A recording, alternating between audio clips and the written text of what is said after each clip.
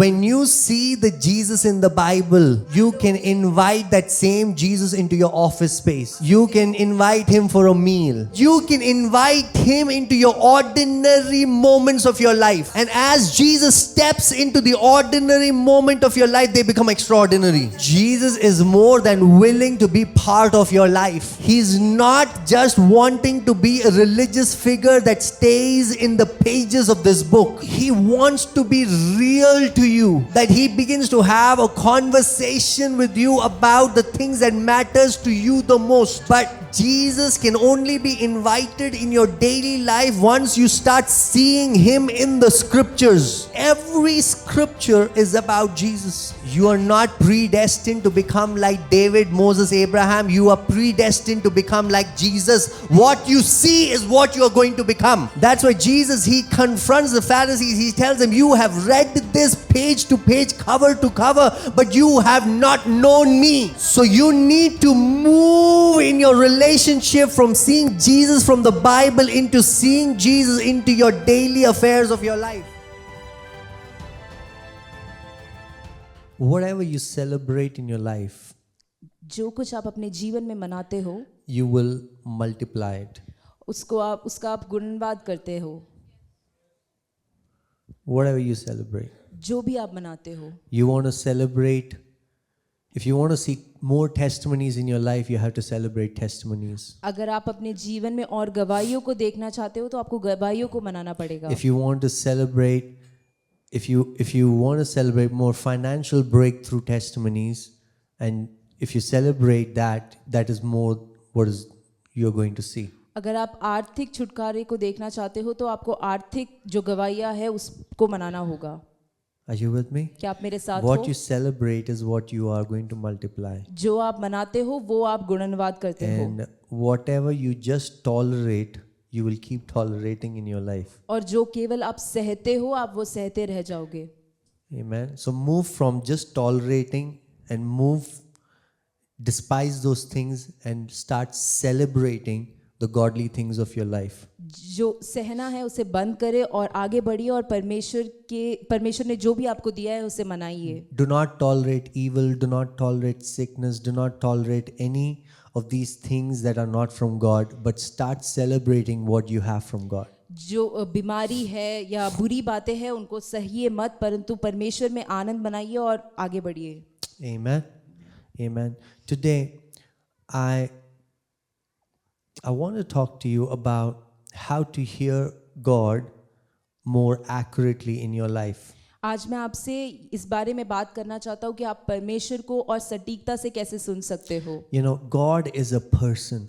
क्या आप जानते हैं परमेश्वर एक व्यक्ति है. And he loves to have a relationship with his children. और वो ऐसा व्यक्ति है जो अपने बच्चों के साथ एक रिश्ता रखना चाहता है. And you cannot have a relationship without communication. और आप एक रिश्ता नहीं रख सकते हो किसी के साथ बिना बातचीत के. Any friendship, any relationship, any spouse, husband, wife, mother, father, any kind of relationship requires communication for the relationship to be built on. कोई भी रिश्ता, चाहे वो माता पिता का हो, पति पत्नी का हो, भाई बहन का हो, वो रिश्ता बातचीत की नींव पे बनता है. Amen. So God is a relational God and he has created us to be relational. परमेश्वर एक रिश्ता रखने वाला परमेश्वर है और उसने हमें रिश्ते के लिए बनाया है. So God wants to speak to his children. इसका मतलब ये है कि परमेश्वर अपने बच्चों से बात करना चाहता He है. wants to speak to us वो हमसे बात करना चाहता in a है much more intimate manner. और भी घनिष्ठता से वो हमसे बात करना चाहता है. You know, hearing God's voice is not limited for the frozen chosen. जो परमेश्वर को सुनना वो केवल कुछ गिने चुने लोगों के लिए नहीं है. You can hear God's voice. आप परमेश्वर की आवाज को सुन सकते You हो. know, in fact, if you read the Bible, there were people in the Bible who heard God just after they had messed up. और हम वचन में देख सकते हैं ऐसे लोगों के बारे में दिया गया है कि जिन्होंने बिल्कुल कुछ गड़बड़ करी है उसके तुरंत बाद उन्होंने परमेश्वर को सुना. Your messing up does not prevent you from hearing God. आपका कुछ गड़बड़ कर देना आपको परमेश्वर को सुनने से नहीं रोकता. Adam and Eve, they just ate from the forbidden tree and they could hear God walking in the garden. आदम और हवा ने उस पेड़ से भाग लिया था भले बुरे के ज्ञान का, परंतु उसके तुरंत बाद उन्होंने परमेश्वर को उस वाटिका में चलते हुए सुना। They had a full-blown conversation about what just happened. और उनके और परमेश्वर के बीच में एक पूरा वार्तालाप हुआ कि हुआ क्या है। You see, God does not stop himself from having conversation with his children just because they messed up. क्योंकि उसके बच्चों ने कुछ गलती करी है, ये परमेश्वर को रोकता नहीं है उसके बच्चों से बात करने से। In fact, God has a conversation with Cain before he murders and has a conversation with Cain after he murders. और कायन के साथ परमेश्वर बात करता है उसकी हत्या करने से पहले और उसकी हत्या करने के बाद। God sends a prophet Nathan to David after he has committed adultery and murdered somebody. परमेश्वर अपने प्रवाचक नेथन को दाऊद के पास भेजते हैं जैसे ही दाऊद पाप कर लेता है। Jesus talks to Peter after he has denied him 3 times. यीशु पतरस से बात करता है जब पतरस उसे ठुकरा देता है। Jesus encounters Paul when he's on his way to Damascus to persecute Christians. यीशु पौलुस से मुलाकात करता है और बात करता है जब वो मसीह लोगों को सताने के लिए जा रहा था। I want to show you from the Bible so many instances where God spoke to people after they have messed up or they were going on their way to messing up. मैं ये सारे उदाहरण आपको इसलिए बता रहा हूँ क्योंकि इन लोगों को आप देखो जो गड़बड़ करने वाले थे या गड़बड़ करने से पहले परमेश्वर इनसे बात करता है। Your mess up does not prevent God to speak to you. आपका जो गड़बड़ है वो परमेश्वर को आपसे बात करने से नहीं रोकता। In fact, it will be the loudest. सच बात ये है कि तब परमेश्वर काफी जोर से आपसे When बात you करता है। mess up the most is when God's voice is the loudest to you. जब आप सबसे ज्यादा गड़बड़ी करते हो तब परमेश्वर की आवाज सबसे ज्यादा तेज होगी आपके Because लिए। the heart of the Father is to restore you. क्योंकि पिता का हृदय ये है कि वो आपको पुनर्स्थापित Because the करे। heart of the Father is to bring you back from the place where you have left. क्योंकि पिता का हृदय वो है कि आपको उस जगह से वापस लेकर आए जहां आप रह गए हो। Are you with me? So you don't have to be the select few who go up the mountain to hear God. You can be where you are and still hear God. आपको वो गिरे चुने लोग नहीं बनना है जो पहाड़ के ऊपर जाते हैं और परमेश्वर की आवाज सुनते हैं। आप जहां हो आप वहां परमेश्वर की आवाज सुन सकते हो। Amen. Amen. Well, I am going to tell you another thing. पर मैं आज आपको कुछ और बताना That चाहता हूँ। most likely you've been hearing God, you've been even being led by God without even you knowing about it. शायद आप परमेश्वर के द्वारा चलाए जा रहे हो जब आपको ये पता भी नहीं है। So many instances where you're unconsciously following the voice of the Father even without you knowing about it. कई बार ऐसा होता है कि आप अनकॉन्शियसली परमेश्वर के जो रास्ते में चलने लगते हो। Romans 8:14 says, "For all who are led by the Spirit of God are called sons of God." Romeo 8:14 में इस प्रकार से लिखा है, जो लोग परमेश्वर के द्वारा चलाए जाते हैं वो परमेश्वर के पुत्र है। Amen. Amen. So, see, in life, we don't have the luxury of sit through every thought and ask the Lord, wait for His approval and then make a decision on it. You don't have that luxury because 95% of the thoughts that are running in your mind is running at such a fast pace, which is also known as a subconscious mind. हमारे जीवन में हमारे पास इतना सारा समय नहीं है कि हम हर जो सोच हमारे मन में आती है हम उस पर बैठे और फिर परमेश्वर का वचन मांगे। Are you with me? Your body is making decisions faster than the speed of light. आपका जो शरीर है वो निर्णय ले रहा है जो ज्योति है उसके तीव्रता से ज्यादा। There's so many decisions that you make subconsciously. कई सारे निर्णय ऐसे हैं जो आप अपने अंदरी मन से बनाते हो. Yeah, I mean, you can surrender and ask the Lord for all the conscious decisions that you make, but what about your subconscious choices that you make? वो जो सोच जो आप बैठकर परमेश्वर की उपस्थिति से लेते हो वो एक तरफ है, परंतु उन सोच का क्या जो आपका अचेतन मन जो निर्णय लेता है. Psychology says that 95% of your thoughts in your mind are subconscious. Psychology इस प्रकार से बताता है कि 95% जो आपके जो ख्याल है वो अचेतन है या सबकॉन्शियस Even है. you are not conscious about these thoughts. इन सोच के बारे में आपको सही में पता भी नहीं है. So you need someone who has a greater power and capacity than your subconscious mind that can take these thoughts and lead you in the ways of God. इसलिए आपको किसी की जरूरत है जो आपकी इन सोचों को लेकर आपको परमेश्वर के रास्ते में चलाए. And that is why we have received the Holy Spirit. इसीलिए हमारे पास पवित्र आत्मा है. That the Holy Spirit helps us in our weakness. पवित्र आत्मा हमारी कमजोरियों में हमारी मदद करता है.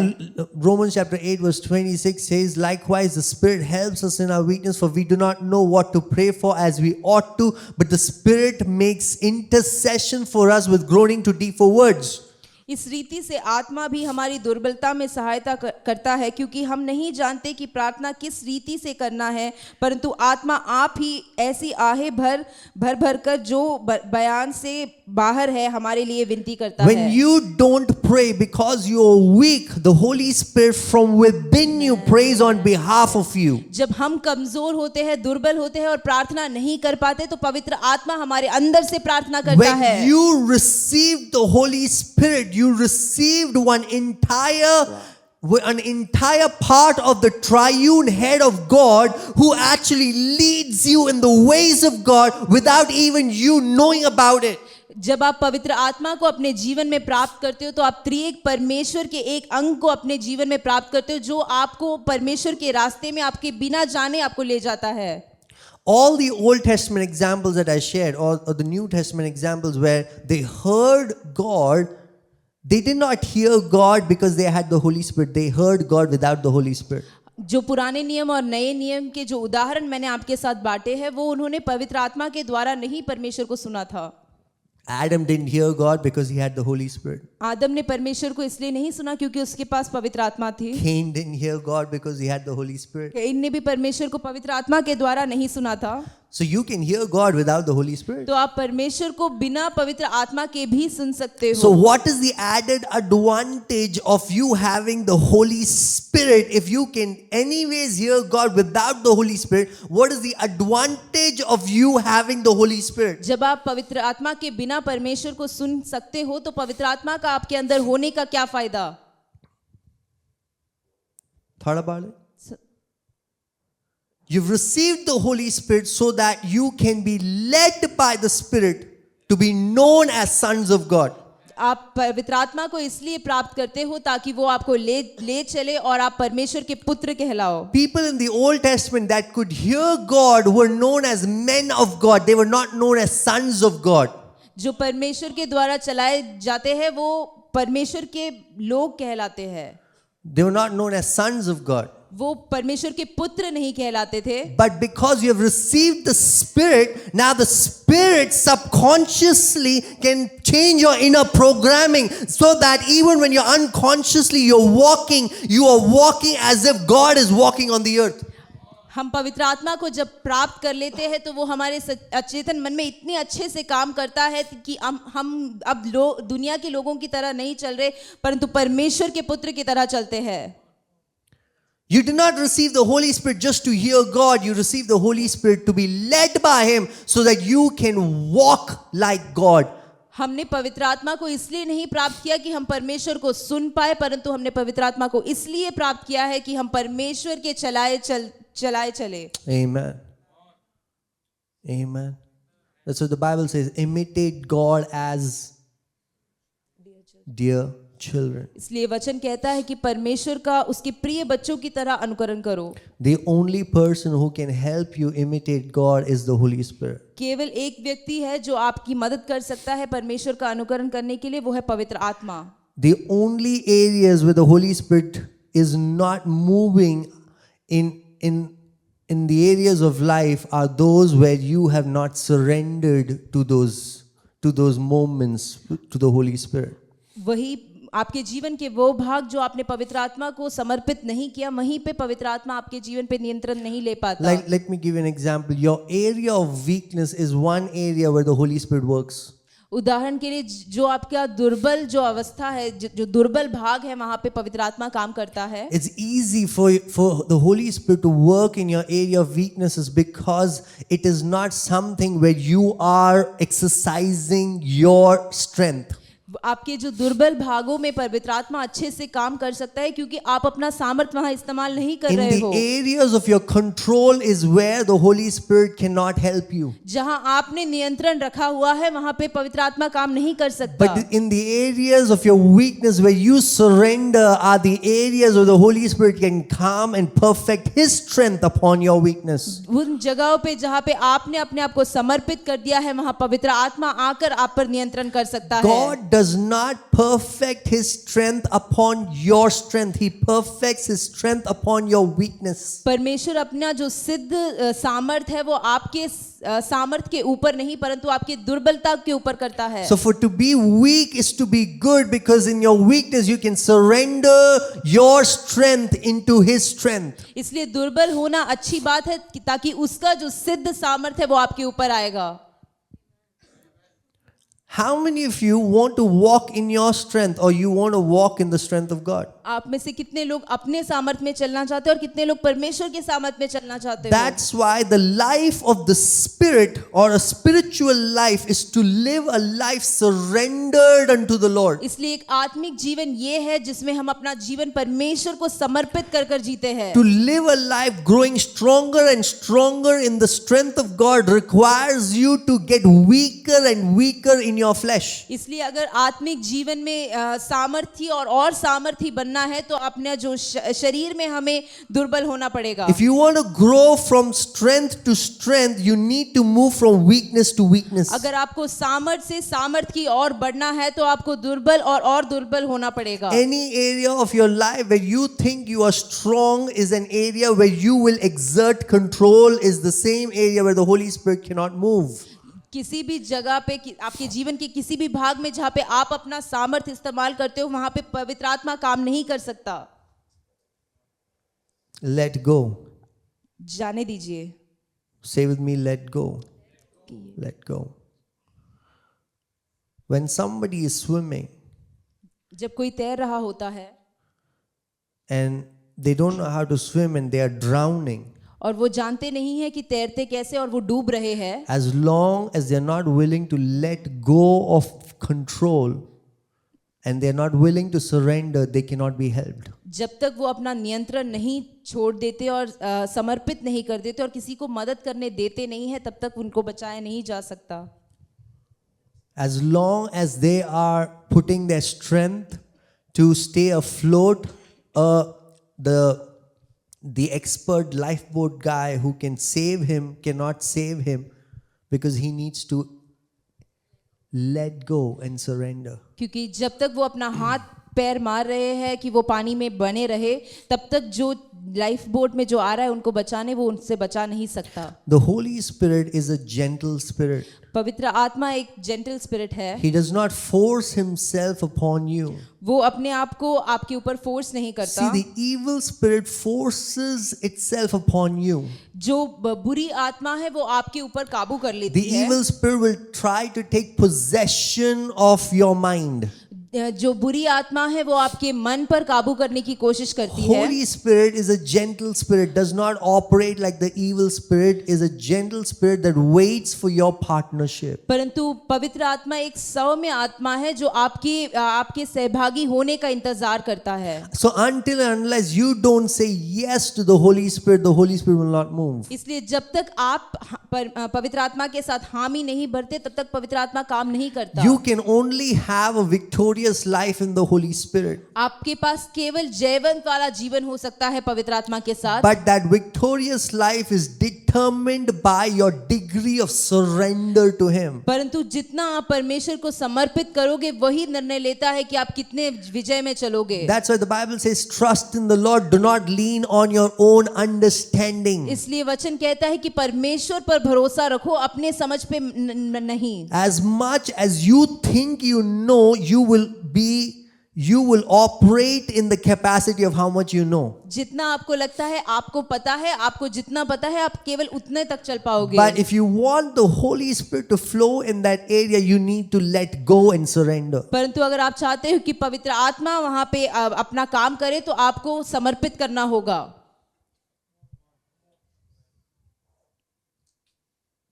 Amen. So your weakness is not a problem for God. इसलिए आपकी जो दुर्बलता है वो परमेश्वर के लिए दिक्कत नहीं In है। fact, your weakness is your biggest strength. सच बात ये है कि जो आपकी दुर्बलता है वो आपकी सबसे बड़ी खूबी है। Every area of your weakness is the area where the Holy Spirit can perfect His strength. आपके जीवन का हर एक भाग जहाँ पे आप कमजोर हो, दुर्बल हो, वहां पे पवित्र आत्मा अपना सिद्ध काम कर सकता That's why है। Paul says like this, I will boast all the more of my weakness. इसलिए पौलुस कहता है कि मैं अपने कमजोरियों पर बोस्ट करूंगा। Who boasts of their weakness? कौन अपने कमजोरियों का बोस्ट करता है? Only the one who has surrendered his life to the Holy Spirit. केवल वो व्यक्ति कर सकता है जिसने अपने जीवन को पवित्र आत्मा के सामने समर्पित कर दिया है। Amen. Amen.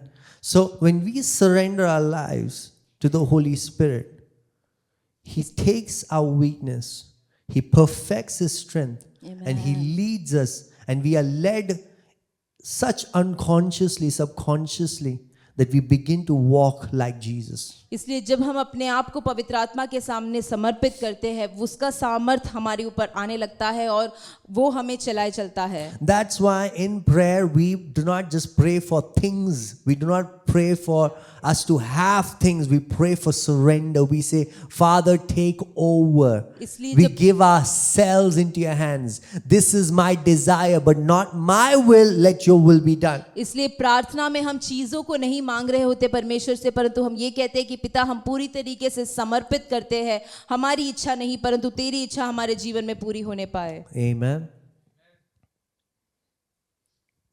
Amen. So be led by the Holy Spirit subconsciously.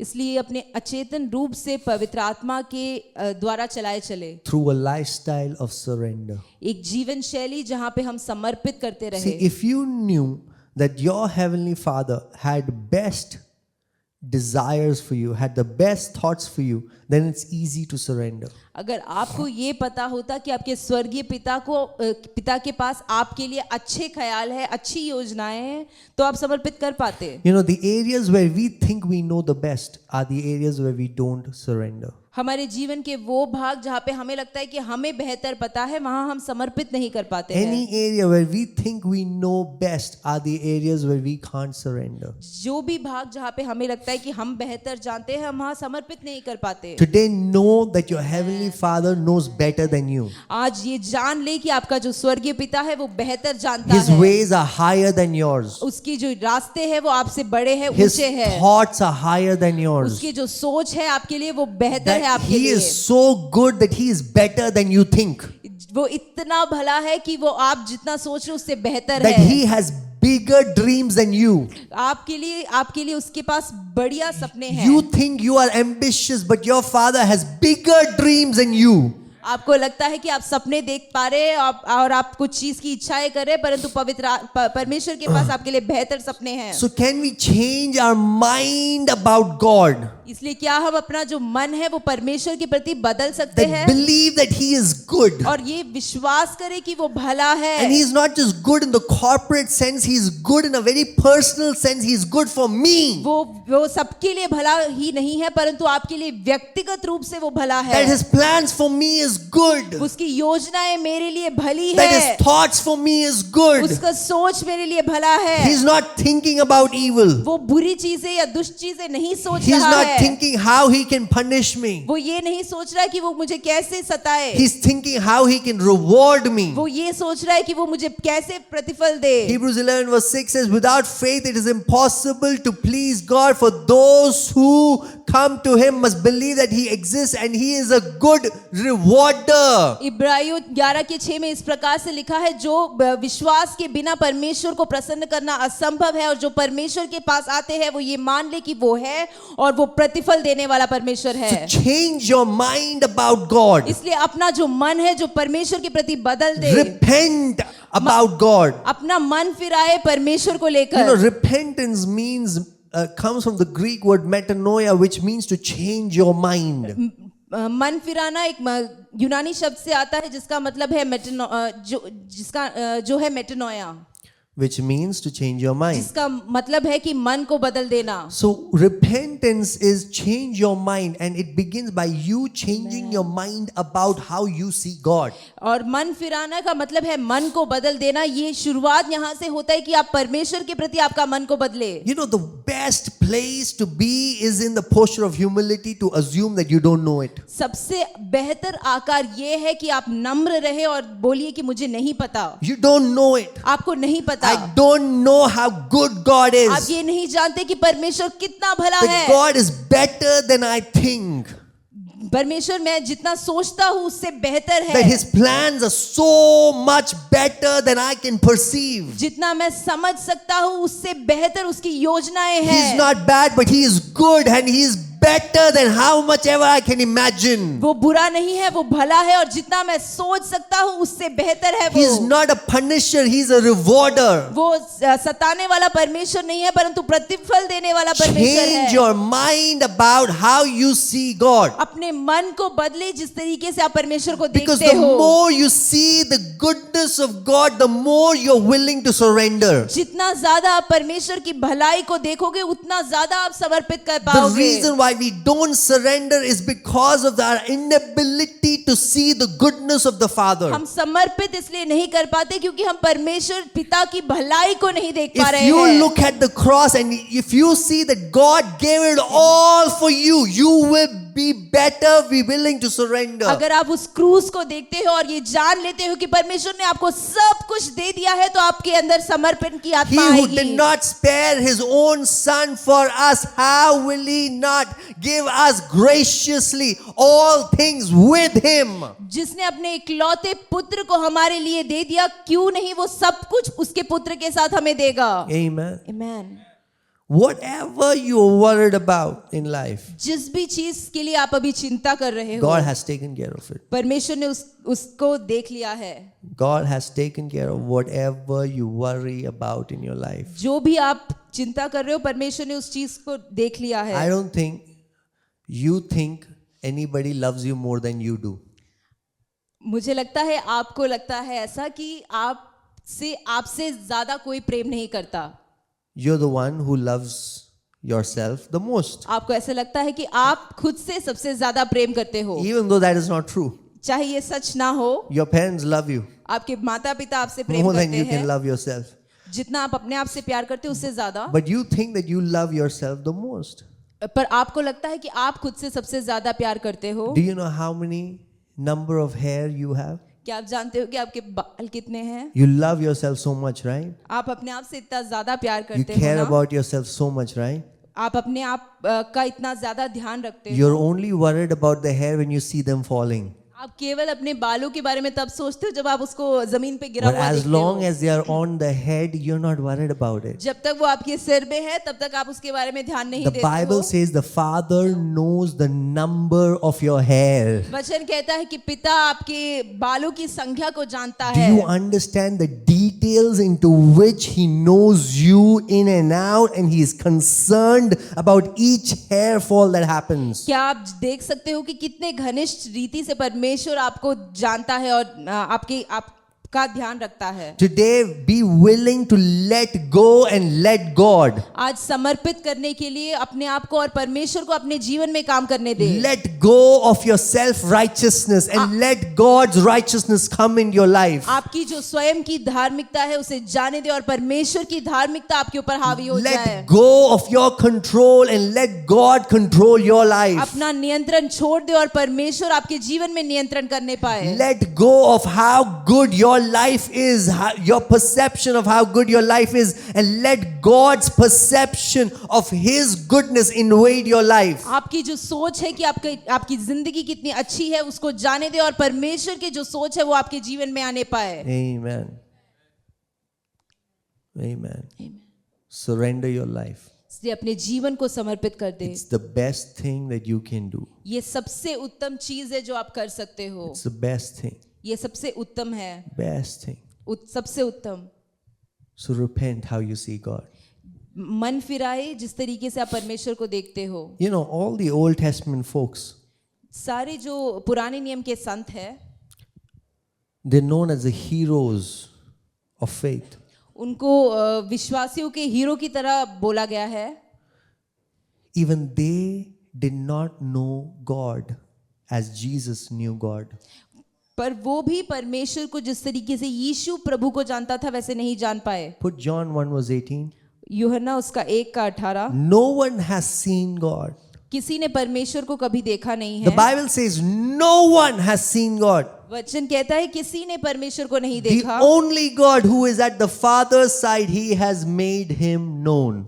इकलौता पुत्र जो पिता के गोद में है उसी ने उसे प्रकट किया है। None of your Old Testament heroes have seen God. आपके पुराने नियम के जो संत हैं उन्होंने परमेश्वर को नहीं So देखा। you cannot learn the goodness of the Father from them because they have very limited knowledge. इसलिए आप परमेश्वर पिता की भलाई को उनसे नहीं सीख सकते क्योंकि उनके पास काफी कम ज्ञान है। Jesus has come to reveal the Father. यीशु मसीह पिता को प्रकट करने के लिए आया। He has come to tell you that He is not just God, but He is your heavenly Father. वो यीशु ये कहने आया कि वो केवल परमेश्वर नहीं है परंतु वो आपका पिता है। Jesus has come to tell you that your parents have borrowed you for a season. यीशु आपको ये बताने आया कि आपके माता पिता ने पिता से आपको बोरो किया है कुछ समय के लिए। The real Father is your heavenly जो Father. असली पिता है वो आपका स्वर्गीय पिता है। That He is willing to keep His life in line for you. वो अपने जीवन को बीच में डालने के लिए तैयार है आपके जीवन के लिए। Amen.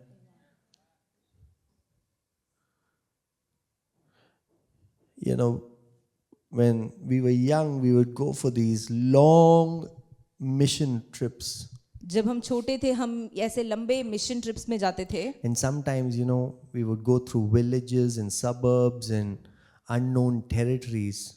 और कई बार हम गांव के द्वारा जाते थे और ऐसी जगह से जाते थे जिस जगह के बारे में हमें पता नहीं था। But just knowing that my father was driving would give me so much of comfort that I could sleep behind the car. पर ये जानकर कि मेरे पिता गाड़ी चला रहे हैं मेरे को काफी सुख मिलता था और मैं आराम से सोता था।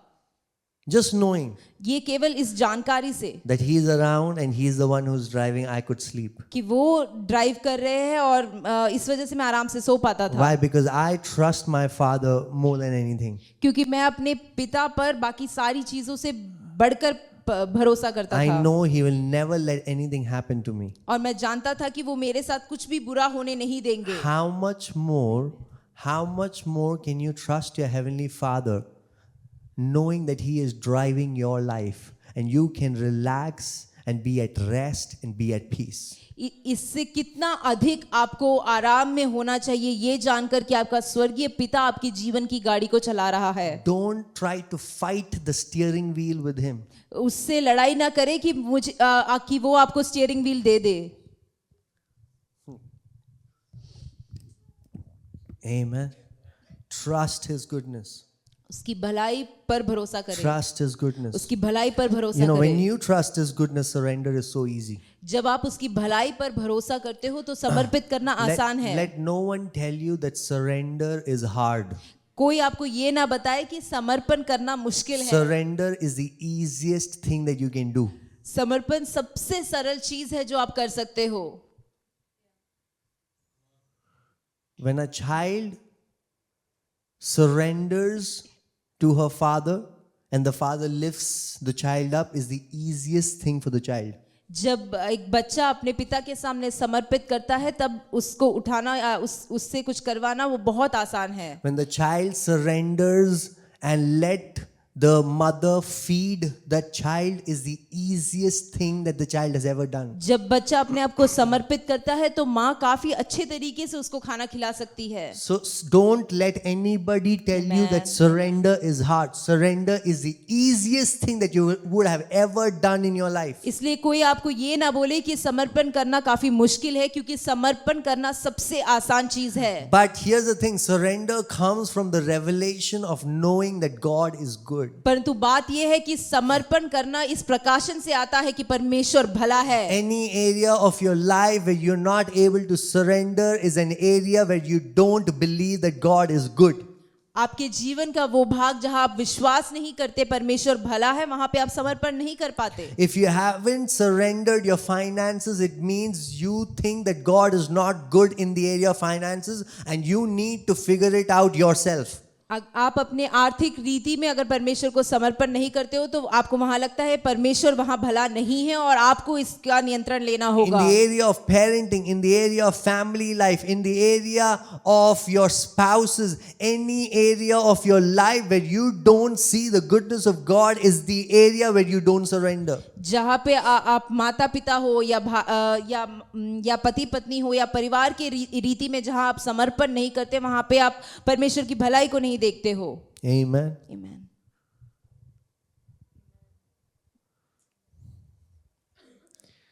Okay.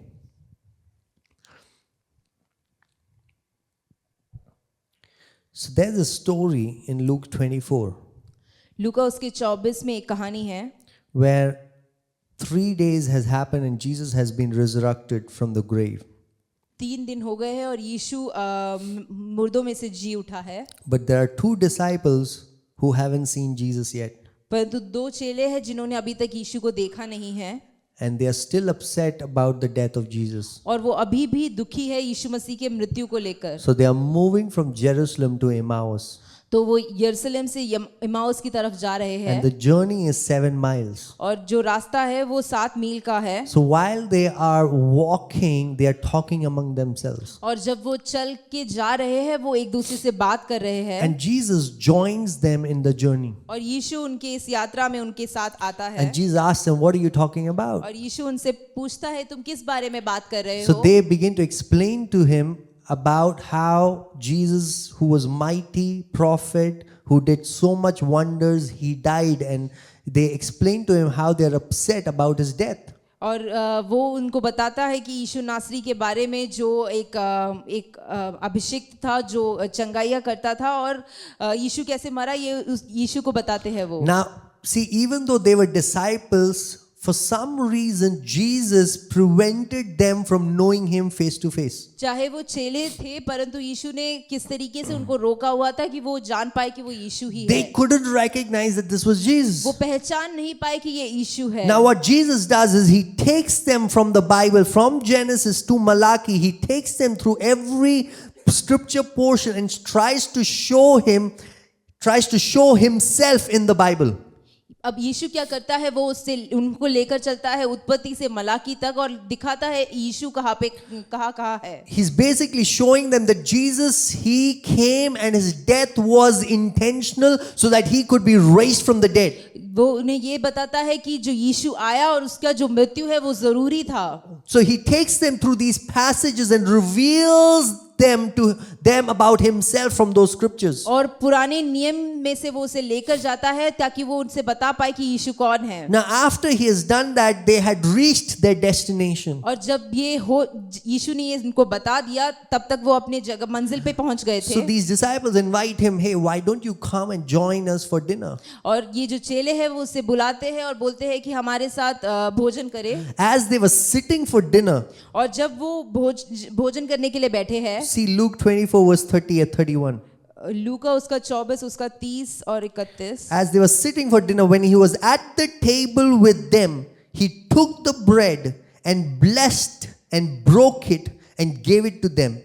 And their eyes were opened and they recognized him and he vanished from their sight. जब वह उनके साथ भोजन करने बैठा तब उसने रोटी लेकर धन्यवाद किया और उसे तोड़कर उनको देने लगा। तब उनकी आंखें खुल गई और उन्होंने उसे पहचान लिया और वो उनकी आंखों से छिप गया। See, what I want to show you is that they invited Jesus into their life.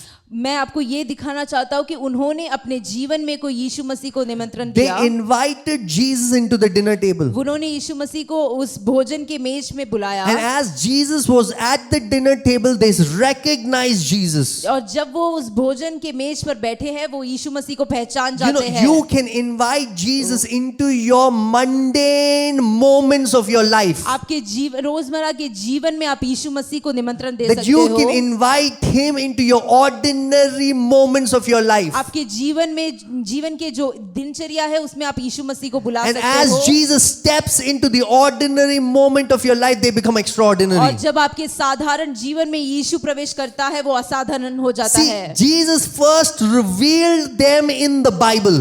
यीशु पहले उनको वचन के द्वारा प्रकाशन देता है। In the Bible, the Jesus you see, you can also see him in your moments of your life. उस यीशु को जिससे आप वचन में मिलते हो उस यीशु से आप अपने रोज की जिंदगी में भी मिल सकते हो। Amen. Amen. But here's the thing, if you don't see Jesus in the Bible, you will not see him in the ordinary moments. पर बात ऐसी है अगर आप उस यीशु मसीह को वचन में नहीं देख पाओगे तो आप अपने रोजमर्रा की जिंदगी में नहीं देख पाओगे Because उसे। which Jesus are you talking about? क्योंकि आप कौन से यीशु के बारे में बोल रहे Because there are हो? many Jesuses, you need to find the right Jesus, and the right Jesus is of the Word. क्योंकि कई यीशु मौजूद है इसलिए आपको सही यीशु को जानने के लिए वचन को जानना So होगा। when you see the Jesus in the Bible, इसलिए जब आप वचन के यीशु को जान you can लोगे invite that same Jesus into your office space. आप उसी यीशु को अपने ऑफिस में बुला You सकते can हो। invite him for a meal. वो आप उसको भोजन के लिए You बुला can सकते invite हो। him into your business. आप उसको अपने व्यवसाय में बुला That सकते हो। Jesus is more than willing to be part of your life. और यीशु तैयार है आपके जीवन का भाग बनने के He's लिए। not just wanting to be a religious figure that stays in the pages of this book. वो केवल एक धर्म का व्यक्ति नहीं बनना चाहता जो केवल इस किताब के कागजों में He मौजूद wants हो। to be real to you. वो आपके लिए असली होना चाहता That he है। begins to have a conversation with you about the things that matters to you the most. वो आपके जीवन में जो जरूरी है उस चीज के बारे में आपसे बात करना चाहता है। But Jesus can only be invited in your daily life once you start seeing him in the scriptures. पर यीशु को आप अपने जीवन में तभी निमंत्रण दे सकते हो जब आप उसको वचन में देख पाओगे। Amen. Every scripture is about Jesus. सारा जो वचन है वो यीशु के बारे में है। I'll tell you one secret on how to read the Bible. मैं आपको एक राज बताऊंगा कि वचन कैसे पढ़ना है। If the Bible is like an ocean अगर वचन एक सागर के समान and है you can go anywhere, और आप कहीं भी जा and सकते the thing हो is you can go anywhere और because बात- Bible is like an ocean. और बात ऐसी है आप कहीं भी जा सकते हो क्योंकि वचन एक सागर के समान You है। need a compass that gives you direction where to go, how to go. परंतु आपको एक कंपास की जरूरत है ये जानने के लिए कि आपको कौन सी दिशा में जाना है। That compass is to see Jesus. वो कंपास ये है कि आप यीशु को देख पाए। That's why your Bible reading should show you Jesus. इसलिए जो आप बाइबल से पढ़ते हैं वो आपको यीशु को दिखाए। If your Bible reading does not show you Jesus but shows you the character traits of how good David was or the faithfulness of Abraham, I'm telling you, you're missing the point. अगर आपका जो Bible पढ़ना आपको ये दिखाता है कि दाऊद कितना भला था और अब्राहम कितना विश्वास योग्य था तो उसका फायदा नहीं है। The Bible is not about Abraham, Moses, David. The Bible is about Jesus being revealed. वचन अब्राहम दाऊद या किसी और के बारे में नहीं है परंतु ये वचन यीशु मसीह का प्रकाशन देता You are है। not predestined to become like David, Moses, Abraham. You are predestined to become like Jesus. What you see is what you are going to become. आप पहले से ठहराए गए हो यीशु की तरह बनने के लिए किसी और की तरह बनने के लिए नहीं इसलिए जिसे आप देखते हो आप वैसे बनते हो। In the story of Abraham, you need to find Jesus. Abraham की कहानी में इसलिए आपको यीशु को ढूंढना In the जरूरी story है। of David, you need to to find Jesus. Dawood की कहानी में इसलिए यीशु को ढूंढना If जरूरी you've है। found everything other than Jesus, you've missed the point. अगर आपने सब कुछ खोज लिया है बिना यीशु के तो कोई फायदा नहीं That's है। why Jesus, he confronts the Pharisees. He tells them, you have read this page to page, cover to cover, but you have not known me. इसलिए यीशु फरीसियों से कहता है तुमने इस किताब को पूरे आगे से पीछे तक अच्छे से पढ़ लिया है परंतु तुमने मुझे नहीं पाया। You read the scriptures for eternal life, but the one who is giving you eternal life, when he is standing in front of you, you have failed to recognize him. आप वचन इसलिए पढ़ रहे हो ताकि आपको अनंत जीवन मिले परंतु जो अनंत जीवन का व्यक्ति है वो आपके सामने खड़ा है और आप पहचान नहीं रहे हो। Jesus did not come to make a religion called Christianity. यीशु एक धर्म ईसाई धर्म बनाने नहीं आए हैं। He came so that he could have a relationship with you. वो इसलिए आए ताकि वो आपके साथ एक रिश्ता बना So सके। you need to move in your relationship from seeing Jesus from the Bible into seeing Jesus into your daily affairs of your life. इसलिए आपको उस जगह से हटना होगा जहाँ पे आप यीशु को वचन से देख रहे हो और उसको अपने रोजमर्रा की जिंदगी में देखो। If you only see him in the books of the Bible, then you have only seen, you've only become a religious person. You have not become real with him. अगर आप केवल वचन के पन्नों में यीशु मसीह को देखते हो तो आप केवल एक धार्मिक व्यक्ति बन पा रहे हो। But if you see him in your daily moments without seeing him in the Bible, I don't know which Jesus you're talking about. परंतु अगर आप अपने रोजमर्रा की जिंदगी में उसे देख रहे हो जो कि वचन में नहीं है तो मुझे नहीं पता कि आप कौन से यीशु को देख रहे हो। That's why it begins by seeing Jesus in the pages of the Bible, and it needs to translate into your daily life. इसलिए शुरुआत यहाँ से होती है कि आप वचन में यीशु को देखें और फिर वो उसको अपने साधारण जीवन में देख पाए। Yes. Anything that you cannot do with Jesus is not worth doing. जो कुछ आप यीशु के बिना नहीं कर सकते हो वो करने योग्य नहीं है। If the movie that you're watching is not worth watching with Jesus, it's not worth watching at all. अगर वो फिल्म जो आप मूवी जो आप देख रहे हो अगर वो यीशु मसीह के साथ आपको देखना योग्य नहीं है तो वो मूवी योग्य नहीं The है। company where you're hanging out with, the fellowship where you're hanging out with, if it is not worth hanging out with Jesus, then it's not worth hanging out at all. अगर जिन लोगों के साथ आप मिलजुल रहे हो अगर उनके साथ आप यीशु के साथ उनको नहीं मिल सकते तो वो उनसे मिलना योग्य नहीं The है। conversations that you have, would you have that same conversations if Jesus was sitting in the room? If not, don't have it. अगर यीशु मसीह उस कमरे में है और अगर यीशु मसीह के सामने आप वो बातचीत नहीं कर सकते तो आप वो बातचीत ना करें। That is to have the fear of the Lord. ये है कि परमेश्वर के भय में रहना। To have reverence of the Lord. उसके भय में बने रहना। You know, you wouldn't even realize like the kind of things that comes out of our mouth because we don't have any fear of God's presence is with us. आपको ये मालूम नहीं होगा कि हमारे जुबान से जो जो शब्द आते हैं क्योंकि हम जानते नहीं हैं कि परमेश्वर की उपस्थिति मौजूद है। You don't need to be in the church to have the fear of God. Wherever you are, you should have the fear of God because His presence is with you. He never leaves you nor forsakes you. आपको कलीसिया में होने की जरूरत नहीं है कि आप परमेश्वर के भय में बने रहे। You see, I understand the gesture where, you tell each other, oh, we are at church, we should not be talking this. But you know what? That same presence is with you at all times. You should not be talking about this at all. मैं उस स्वभाव को जानता हूँ जहाँ पे आप एक दूसरे से बोलते हैं कि हमें कलीसिया में है हम ये बात नहीं कर सकते परंतु मैं आपको ये बताना चाहता हूँ कि आप इस स्वभाव में हमेशा बने रहे। Amen. So invite Jesus into your daily affairs. इसलिए यीशु मसीह को अपने दिनचर्या में बुलाए। The interesting thing is, if you ask him a question, he will answer you. मजेदार बात यह है कि अगर आप उसे एक सवाल पूछोगे तो वो आपको जवाब देगा। I heard the Lord say, I don't answer where I have not been asked. मैंने प्रभु को ये कहते हुए सुना कि मैं उस चीज का जवाब नहीं देता जब मुझे पूछा नहीं गया है। A lot of you are waiting for answers without asking. आप में से कई लोग जवाब का इंतजार कर रहे हो बिना पूछे। If you ask, अगर आप पूछोगे you shall receive the answer. आपको जवाब प्राप्त होगा। Jesus, as much as you want Jesus to be real, he wants to be real with you. जितना आप चाहते हो कि यीशु असली हो उतना ही वो चाहता है कि वो आप भी उसके सामने असली हो। He wants to be real with you. वो आपके साथ असली होना चाहता है। Amen.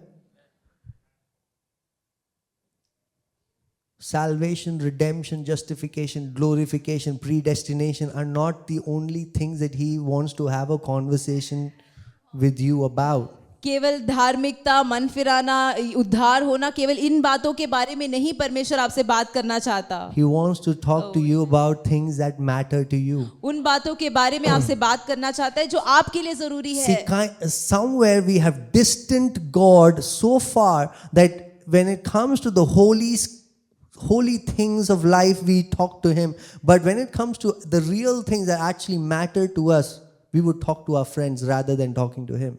कई हमने परमेश्वर को इतना दूर कर दिया है कि हम केवल उससे पवित्र चीजों के बारे में बात करती है, परंतु हमारी जो जरूरतें हैं, जो हमारे लिए जरूरी चीजें हैं, जो हमारी वास्तविकता है, उसके बारे में हम परमेश्वर से नहीं बात करते। You can talk to Jesus about anything आप यीशु से किसी भी चीज के बारे में बात कर सकते हो and expect a response from Him. और आप उससे एक उत्तर की प्रतीक्षा कर सकते हो। Amen. Amen. Invite Jesus into your lives. अपने जीवन में कोई यीशु को अनुमति दे And you will see Him speaking to you in different ways. और आप देख पाओगे कि वो कई तरीके से आपसे बात कर रहा है। Sometimes He speaks through vision, sometimes He speaks through dreams, sometimes He speaks through people, sometimes He speaks through an intention, sometimes He speaks through a motivation, but God will always speak as long as you're willing to hear what He has to say. कई बार वो दर्शन के द्वारा, सपने के द्वारा, लोगों के द्वारा या एक सोच के द्वारा, एक इच्छा के द्वारा आपसे बात करेगा, परंतु हमेशा परमेश्वर आपसे बात करता है। Amen. Amen. So be expectant of God to speak to you. इसलिए तैयार रहे ये सुनने के लिए कि अब परमेश्वर आपसे बात कर, जो Be आपसे बात expectant. करता है। Because God wants to have a relationship with you. इसलिए अपेक्षा रखें क्योंकि परमेश्वर आपके साथ एक रिश्ता बनाना चाहता And He है wants to be real. और वो आपके लिए असली होना चाहता है, Wants to be real. वो आपके लिए वास्तविक होना चाहता है। Amen. Amen. Amen. Amen. So two things I give. First is believe that He is good, दो चीजें, पहली बात कि परमेश्वर भला है, ये विश्वास करे so that you can live a life of surrender. ताकि आप एक समर्पित जीवन बिता पाए। Second thing that I gave is invite Him into your daily lives. दूसरी बात जो मैंने आपसे बांटी ये है कि उसको अपने रोजमर्रा की जिंदगी में उसको आमंत्रित करे। Third thing is तीसरी बात to be intentional. कि इंटेंशनल रहे, Be intentional. इंटेंशनल रहे। Any relationship that you want to grow, you need to become intentional. It takes hard work. Any relationship will takes hard work. You have to do the work. कोई भी जो रिश्ता है उसे आगे बढ़ाना है तो आपके पास एक इरादा होना चाहिए और उसमें काम की जरूरत है। And that hard work is to be intentional. जो काम उसमें जरूरी है वो ये है कि आपके पास एक इरादा हो। You cannot expect to treat your friend as garbage and then expect to have an amazing relationship. It requires intentionality. आप अपने दोस्त को कूड़े के समान नहीं ट्रीट कर सकते और उससे एक अच्छा रिश्ता नहीं बना सकते You हो। can't, you can't be telling your friend, I'll meet you at 9 o'clock, and every time 9 o'clock comes, you call him and say, oh, I'm so sorry, I slept off. If you keep doing that, I'm telling you that friend is not going to be there for long. आप अपने दोस्त को 9 बजे मिलने वाले थे पर हर बार 9 बजे आप उससे बुला के बोलते हो कि अभी मैं तैयार नहीं हूं, तो आप उस दोस्ती को ज्यादा समय बनाए नहीं रख पाओगे। See, although God is so faithful, चाहे परमेश्वर बहुत ही विश्वास योग्य क्यों and ना हो, although God does not deal with us like our friends would do, चाहे परमेश्वर हमारे साथ उस तरीके से काम नहीं करता जैसे हमारे दोस्त हमारे साथ करते हैं, don't take Him for granted. परंतु उसको ऐसे ही ना ले, Be intentional. पर एक इरादा हो आपके अंदर, Don't take Him for granted. उसको ऐसे ही ना ले, Take it as a privilege. ये एक सौभाग्य Because समझे। when you take Him for granted, you're actually dishonoring Him. जब आप उसे ऐसे ही लेते हो तो आप परमेश्वर का निरादर कर रहे And when you हो। dishonor Him, even when He speaks to you, those words don't have any value in your life because of dishonor. जब आप उसका निरादर करते हो, चाहे तब भी अगर वो आपसे बात करे, क्योंकि आप उसका निरादर करे, उस शब्दों का आपके जीवन में कोई मोल नहीं You know, होगा। Jesus could pray for you and nothing happens because of the dishonor. आप जानते हो यीशु आपके लिए प्रार्थना कर सकता है और आपके जीवन में कुछ नहीं होगा क्योंकि अगर आपके अंदर निरादर Your है। dishonor can choke the power of God. आपके अंदर जो निरादर है वो परमेश्वर की आत्मा को वंचित कर देगा। Does God accept me the way I am? क्या परमेश्वर जैसे मैं हूँ वैसे मुझे स्वीकार करता Does है? God accept me after me rejecting Him 1,001 times? Does He still accept me? Yes, yes, yes, yes. But here's the thing. If I keep doing it, I will choke that power of God in my life. चाहे मैं कितनी बार भी परमेश्वर का तिरस्कार करूं, क्या वो फिर भी मुझे अपने अपनाएगा? हाँ, परंतु हम परमेश्वर को अपने लिए काम करने से रोकते हैं जब हम ये करते हैं। Amen. Be intentional. इसलिए इरादे के साथ परमेश्वर की Stop उपस्थिति में being आए। transactional with God. Be relational with Him. परमेश्वर के सामने लेन देन की भाव से नहीं, परंतु एक इरादे के साथ आए। Don't just seek God because you are in need. Seek God because you want to know Him and you love Him and you want Him to speak over your life. क्योंकि आपके पास कुछ जरूरत है, इसलिए नहीं परमेश्वर के पास आए, परंतु इसलिए आए क्योंकि आप परमेश्वर से प्रेम करते हैं और उससे रिश्ता रखना चाहते Be हैं। intentional. इसलिए इरादे के साथ आए। Be intentional. इरादे के साथ आए। Now here's one thing that can help you if you struggle with consistency. अगर एक चीज जो आपकी मदद कर सकता है अगर आप लगातार चीजें नहीं कर पा रहे, वो ये है That focus on the faithfulness of the Father.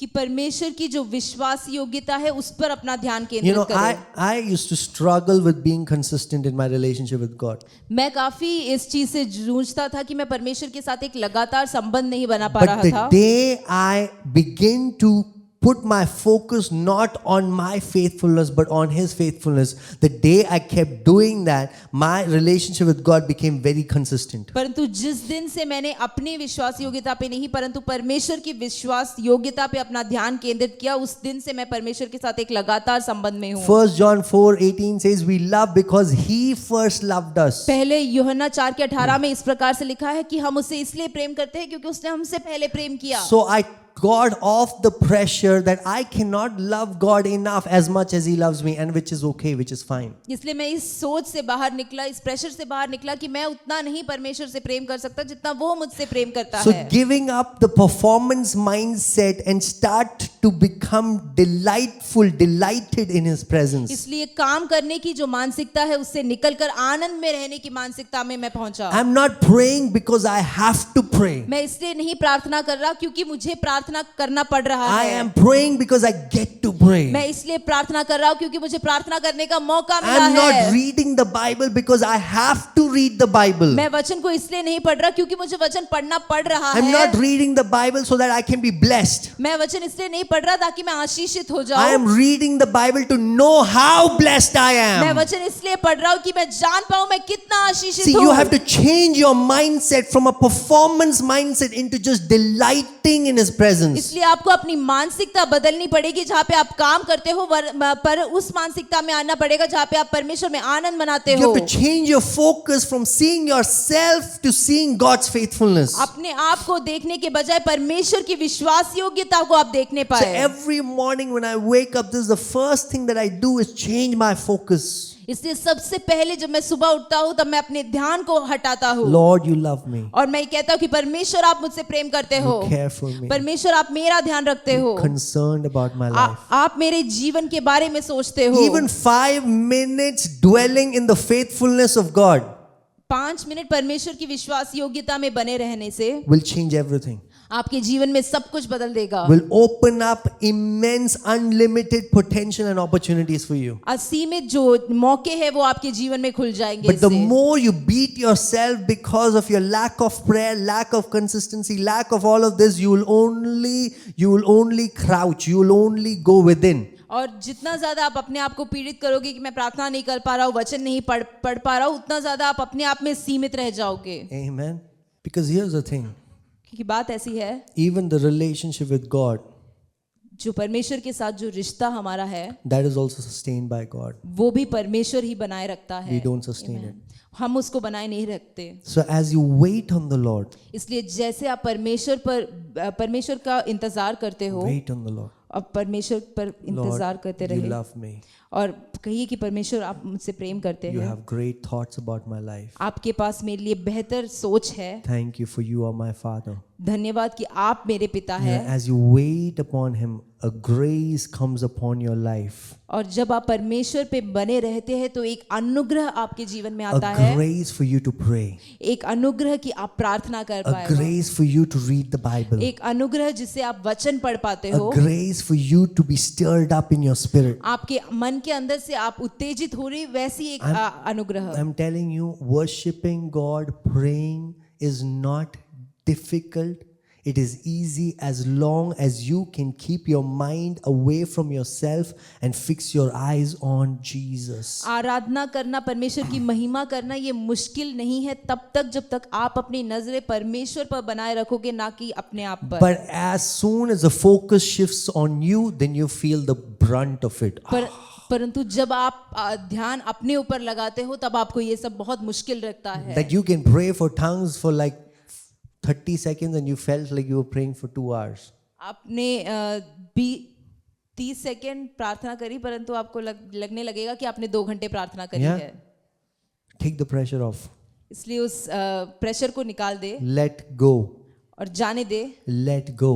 जाने दे। Know that God is good. जानिए कि परमेश्वर भला है Let His goodness lead you. और उसकी जो भलाई है वो आपको चलाए चले। Amen. Amen. Amen. Hallelujah. Delight in His presence. परमेश्वर की उपस्थिति में आनंद मनाओ। You know, if you can't delight in His presence, just to even make that prayer, Lord, I want to delight in you. अगर आप उसकी उपस्थिति में मग्न नहीं हो पा रहे, आनंदित नहीं हो पा रहे, तो ये इस प्रार्थना को करें, परंतु परमेश्वर मैं आपकी उपस्थिति में आनंद मनाना चाहता To हूँ। even tell God, God, I do not enjoy praying does not offend Him. अगर आप परमेश्वर से ये कहोगे कि प्रभु मैं प्रार्थना करने में कोई आनंद नहीं पाता हूँ, ये परमेश्वर को ठेस नहीं पहुंचाएगा। God is not a man whose परमेश्वर ego is small. परमेश्वर एक इंसान नहीं है कि वो इस बात से बुरा मान जाएगा। But if you tell Him, He will teach you. परंतु अगर आप ये बोलोगे उससे तो आपको सिखाएगा। If you tell Him, He will help you. अगर वो आपसे ये आप उससे ये कहोगे तो वो आपकी मदद करेगा। Don't be like, God, I don't like praying. Okay, so I'm stepping out. Okay, bye. See you. Don't be that person, but wait on the Lord. Be honest, be as you are, but let Him transform you. ऐसे व्यक्ति ना बने कि मैं परमेश्वर में प्रार्थना नहीं कर सकता और आप वहां से चले गए, परंतु परमेश्वर में बने रहे और उसको आप ईमानदार रहे और वो आपको बदलेगा। Amen. Amen. Amen. Start with 15 minutes a day शुरुआत करें दिन के 15 मिनट से that you set apart for God. जो आप परमेश्वर के लिए अलग रखोगे, And then the rest of the day, invite Him into your life. और बाकी दिन में आप परमेश्वर को अपने जीवन में निमंत्रण दें। That when you're watching a movie, imagine that His presence is with you. जब आप एक मूवी देख रहे हो तब भी अपने साथ परमेश्वर की उपस्थिति का कल्पना करें। When you're having a conversation with somebody, imagine that He is with you. जब आप किसी से बातचीत कर रहे हैं सोचिए कि वो आपके साथ है। So again, if you think something that you do is not worth doing it with Him, don't do it. Simple. अगर आपको ऐसे लगता है कि जो आप बोलने वाले हो, करने वाले हो, वो परमेश्वर के सामने नहीं हो सकता तो ना करें। Amen. And you'll be surprised how God will speak to you. और आप आश्चर्यचकित हो जाओगे कि परमेश्वर आपसे कैसे बात करता है। You know, when I was working in corporate, जब मैं कॉर्पोरेट में काम करता था, we would order food and we had to wash our own utensils after we had eaten from it. हम खाना मंगवाते थे और जो उसके बाद जो बर्तन है वो हमें खुद ही धोना होता था। Now in winter, you know how it is. The water is so cold. और आप जानते हो कि सर्दियों में किस तरीके से पानी बहुत ठंडा होता है। It's not my utensils, it belongs to the office, so you know, you don't want to do it so well. ये मेरे बर्तन नहीं है परंतु ये ऑफिस का बर्तन है तो मैं इतने अच्छे से नहीं करना चाहता था। So once I was washing and I was using, you know, the tip of my one finger to, you know, just wipe the utensils clean, and I put water, it looked clean, and I put it back into the, you know, the place where you put. तो एक बार जब मैं उस बर्तन को धो रहा था तो मैंने केवल अपनी उंगली का जो अंत है वो ही इस्तेमाल किया और उसमें मैंने पानी डालकर, वो साफ ही दिख रहा था, मैंने उसे वापस रख दिया। You know, as I was walking away from the kitchen, I heard the Lord say, और जैसे मैं उस किचन से वापस चल रहा था तो मैंने परमेश्वर को सुना, Sam, is this how you wash? Sam क्या ऐसे तुम बर्तन धोते हो? Yeah. I'm telling you, you'll be surprised how God can speak to you. मैं कह रहा हूँ कि आप आश्चर्यचकित हो जाओगे ये जान के कि परमेश्वर किस किस तरीके से आपसे बात कर सकता है। You know, the first time I spoke to Pastor Betty, the first time, I haven't seen her, I don't know anything about her. The first time I spoke to her, as soon as I hung up, the Holy Spirit told me, she's the one. और जिस बार मैंने pastor बेटी से पहली बार बात किया, मैं उन्हें जानता नहीं था, परंतु जैसे ही मैंने फोन रखा, परमेश्वर ने मुझे बताया कि यही वो है। So what I'm trying to tell you is God is interested in your everyday life. तो मैं ये कहने का तात्पर्य ये है कि परमेश्वर आपकी रोजमर्रा की जिंदगी में दिलचस्पी रखता So है। if you had a friend, how would you talk to your friend? अगर आपके पास एक दोस्त होता तो आप अपने दोस्त से कैसे बात करते? You would open your mouth and tell them what you feel and wait for them to respond back. आप अपने मुंह को खोलकर उनसे ये बोलते कि आपको क्या महसूस हो रहा है और इंतजार करते कि वो आपको जवाब दे। Do the same with Jesus. यही चीज परमेश्वर के साथ करें। You know the component of self-talk that is inside of you has been designed by God, not that you will talk to yourself. It is designed by God so that you will talk to Jesus. जो आपके अंदर जो अपने आप से बात करने की जो प्रक्रिया चलती है, वो इसलिए बनाई गई है कि आप खुद से नहीं परंतु परमेश्वर से बात करें। Everybody self-talks, but nobody will admit to self-talking. सारे लोग खुद से बात करते हैं परंतु कोई मानता नहीं है कि वो खुद से So बात करते हैं। today make a decision. No more self-talking, only Jesus talking. आज निर्णय ले कि अब मैं खुद से नहीं बात करूंगा परंतु मैं यीशु से ही बात करूंगा। Everything that is in my heart, I'll give to Jesus. जो भी मेरे हृदय में है वो सब मैं यीशु को दूंगा। You know, most of the problems that happens in our life is because we don't have friends whom we can release. हमारे जीवन में कई दिक्कत, हमारे परेशानी इसलिए आते हैं क्योंकि हमारे पास वो दोस्त नहीं होते जिनके साथ हम बांट सकते You know, हैं। I was reading something. Women live longer than men because women, before telegram came, women could pass on information. They could just release just by talking. मैंने ये कहीं पढ़ा है कि जो औरतें हैं वो ज़्यादा, उनकी आयु ज़्यादा होती है क्योंकि वो सारी चीज़ों को अपने अंदर नहीं रखते, वो पर किसी न किसी से बांट देते The हैं। thing is, when we keep things within us, our body stores it in some part of the body, you know. इसलिए बात ऐसी है कि जब हम अपने बातों को अपने अंदर ही रखते हैं तो हमारा शरीर कई हिस्सों में उसको बनाए रखता है। That's why if you think when you're most stressful, what part of your body gets affected? आप सोचिए जब आप सबसे ज्यादा तनाव में होते हो तो आपके शरीर का कौन सा हिस्सा अफेक्ट होता है? Yeah, because your body is trying to release it. क्योंकि आपका शरीर आपके अंदर से कुछ बाहर निकालना चाहता है। But I'm saying you don't have to do that when you have the privilege of talking to Jesus about it. पर मैं आपको ये कहना चाहता हूँ कि आपके पास ये सौभाग्य है कि आप यीशु से बात कर सकते That you हो can talk to Jesus about anything. और आप यीशु से किसी भी चीज के बारे में बात कर But सकते here's the हो। thing, when you talk to Jesus, don't just vomit everything that you have. Wait for him to respond. पर बात ऐसी है जब आप यीशु से बात करते हो तो अपनी सारी बातों को उगल ना दे परंतु इंतजार करे कि वो आपसे वापस बात And when करे। he tells you something, do make sure that you remember or write it down. और जब वो आपसे कुछ बोलता है ध्यान रखें कि आप उसे लिखें या और याद रखें। Some of the greatest strategies that I had for business and I had for my church is when I sat with Jesus, and when Jesus would tell me these things, I would write them down, and when I would read them, I would be like, wow. मेरी व्यवसाय और मेरी सेवकाई में सबसे बेहतर जो योजनाएं हैं वो तब आई है जब मैं यीशु के साथ बैठकर बात कर रहा था और उसने मुझे कुछ योजनाएं दी जो मैंने लिखी। Amen. Amen. Just treat him just like you would treat a friend. आप जैसे अपने दोस्त से बात करते हो वैसे यीशु से बात करो। Open your mouth, talk to him, अपने मुंह को खोले, उससे बात करें and keep your ears open to hear him. और अपने कानों को खुला रखें कि आप उसे सुन पाए। You'll be surprised at how God talks to you. आप आश्चर्यचकित हो जाओगे कि परमेश्वर आपसे कैसे बात करता है। Amen. See, John 10:27 says, यूहन्ना उसका 10:27 इस प्रकार से कहता My है, sheep hears my voice. मेरी भेड़ मेरी आवाज को सुनता है। Are you his sheep? क्या आप उसकी भेड़ है? Are you his sheep?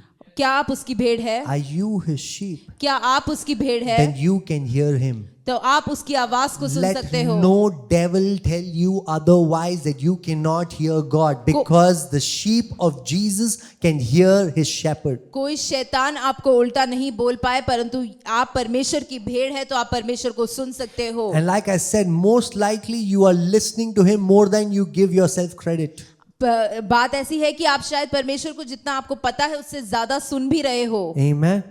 But it is about becoming more intentional. परंतु यहाँ पे हमें और इरादे के साथ परमेश्वर को सुनने की More जरूरत है, intentional. और इरादे के साथ। See, a sheep and a shepherd, they have a very intimate relationship. एक भेड़ चलाने वाला और भेड़ के बीच में एक बहुत घनिष्ठ संबंध है। You know, a shepherd, for example, may have many sheep. एक चरवाहे के पास काफी सारे भेड़ हो सकते हैं, But when the shepherd takes the name of a particular sheep, the sheep knows that that sheep is being called. That's the intimate relationship a sheep and a shepherd have. पर जब चरवाहा एक भेड़ का जो नाम लेता है तो उस भेड़ को पता होता है कि उसको बुलाया जा रहा है। ये वो घनिष्ठ रिश्ता है जो चरवाहा और भेड़ के बीच में है। See, you know, mostly shepherds, they would graze or they would lead their sheep together in packs.